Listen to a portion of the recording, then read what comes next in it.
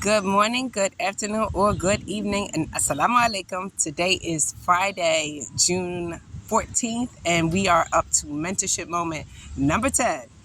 Uh, I think I started on Mentorship Moment number 7, talking about how I had to change my beliefs.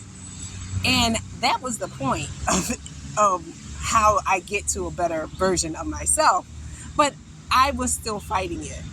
And as I journeyed on the path to self-reflection, I had to figure out, who am I?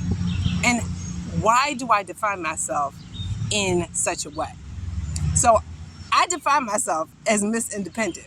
And I didn't understand that not only did I define myself, but that was the energy I was also giving off. So I had to do some real investigation on how that even happened. Because my parents defined me that way, and then the things I saw from my grandparents also defined me that way. And I found out on the journey that all of it was a lie. The beliefs that I had about myself were because of situations, and I didn't know all the details. I'll give you an example. So I didn't grow up with my mother's father, my grandfather on my mother's side. He died after he came back from World War II in a boating accident. So I didn't see him. So I thought my grandmother was fabulous. And I still think my grandmother's fabulous. Because she was carrying the weight of 9 children. I think she had 10. I can't remember if she had 9 or 10, but she had a lot. And she had a big house. And I went to a retiring party. And I didn't see my grandfather, and I didn't know what she did. So I just assumed she was a manager because she had a big house. She had a whole bunch of kids. She wasn't collecting food stamps, so she must be doing well. So the thought that somebody could still look out for you from the grave wouldn't have occurred to me. It just wouldn't have occurred. So years later, I found out my grandmother was a cleaning lady. I'm like, how is she a cleaning lady? Because her position at her job had nothing to do with her intelligence. She was very smart, emotionally intelligent, aware of what's going on, and could handle her money. So, yes, that's why I thought she was fabulous. But I also thought that she was independent because I didn't see my grandfather. So, she's not independent. And then my mother was born, my mother had me in the 70s in the middle of the feminist movement. So she took on a lot of those roles of a single mom and making sure her daughter could take care of herself. So that's what I did. So I come into Islam, and within 2 months I'm married because I don't understand. And it was a good and a bad experience. It is what it is. But one of the things that my ex tried to tell me is that all the rules of the religion benefit the believer. So I could take a lot of the rules, but that rule about marriage, I wasn't too fond of.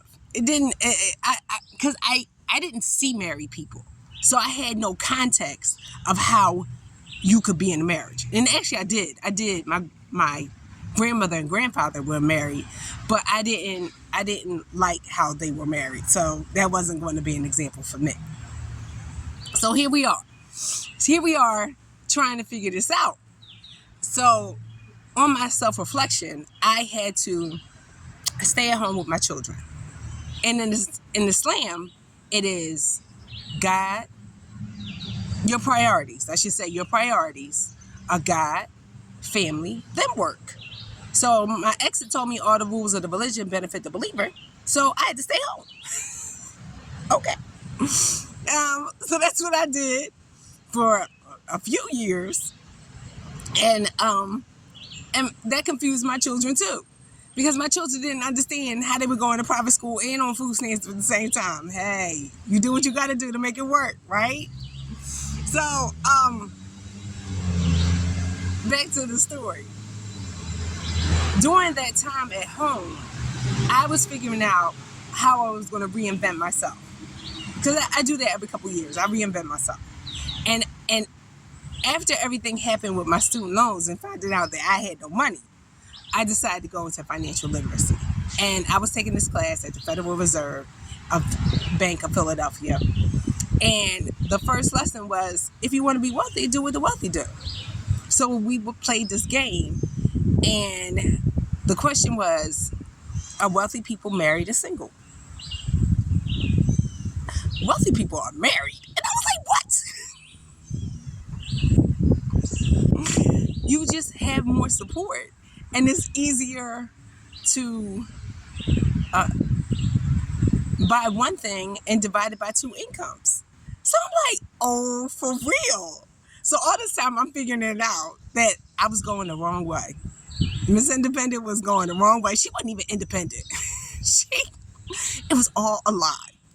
So I had to change my belief. If I change my belief, then who am I? And that's where we are right now. We're figuring out who I really am. Not what society says I am. Not the stereotypes. Not the buckets they try to put me in based on income, family, where I live. Who am I? And who I am changes. So that's what I wanted to share today on Mentorship Moment number 10. Don't stay stuck on believing you are this person. You can change. And actually, you are encouraged to change, because every experience should bring you some wisdom. And you can take that wisdom internally and change your beliefs. I'm not saying it's easy. I'm saying it's necessary. Assalamu alaikum, and thank you for joining me. Bye-bye.